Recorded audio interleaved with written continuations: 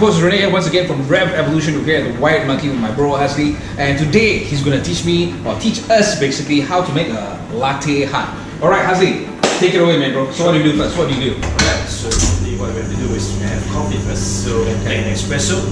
So can the latte heart be done on any brew, or it has to be, It can be done on some brews, but it has to be on an espresso to get the most optimum visual effect. Right, so all you baristas or potential baristas out there, check it out. Okay. So you get the coffee going, I guess. Yeah. So you grind out coffee beans at a certain weight. Okay. So there's a weight as well. Yeah. So everything else is measurable. Okay, I wasn't aware of that. I just thought basically you just kind of top it up, kind of put it in, and then that's about it. Okay. So yeah. Nice, bro. Right. Save it. That chocolate. So you get that all going, and you pump it into the what do you call the machining? So this is a Slayer. Like I said, it's an espresso machine. Made in Seattle. Wow. Okay. Yeah. Alright. So you put it in, and then so we wait for the espresso to come out. Okay.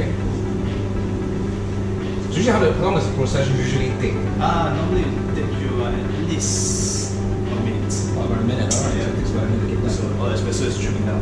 Okay. So while the espresso is dripping down, I'm just going to give you an idea about the White Monkey. So, we kind of met Haslee a while back in this cafe, and we're always looking for a great cup of coffee. And of course, we found it here at the White Monkey. Haslee really makes all the different brews, and he was telling us that the whole idea about, the specialty about the cafe is the fact that they make their own special brews. Okay, it's not like those kind of packet stuff where you put it as a 3-in-1 and all the other stuff. So they really he makes his special brew. They get beans and especially sourced their beans, which means that you get a really special cup of coffee. And right now, so now he's done actually created that latte. Wow, that is really strong now. That's the way I like it. Alright, so what's next? Alright, so we take milk. Alright, so milk. Okay, milk. Any kind of milk, or it has to be preferably not UHT. Okay. So cowhead, Meiji, Pura, all of them milks as well. Right. So yeah. So there's nothing. I thought you just do it with any kind of milk. So now Haslee tells us that it has to be not UHT, right? Yes, not UHT. Yeah. Okay. So here we go. Let me switch places a bit. Okay. So here we go. So he's putting the. Oh, you have to steam the milk as well. Yeah, but steam your milk to make latte art. So when we make latte art, we are creating foam. Okay. Yeah. So there's a final product you can see popping out of the final cup every single time. I always see that whenever they do things like this, they always put a thermometer in to see the temperature and stuff like that. So is that really important, or? It's not entirely for us baristas. We tend to use our hands. Right. So it's an experience, I guess, right? Yes. Not everybody can do it, right? So now I'm going to show you guys how to do it. That's a basic heart. Alright, so this is interesting because I've always wanted to see how you guys do it.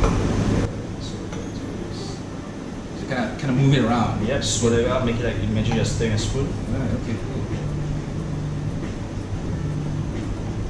Nice. There you go.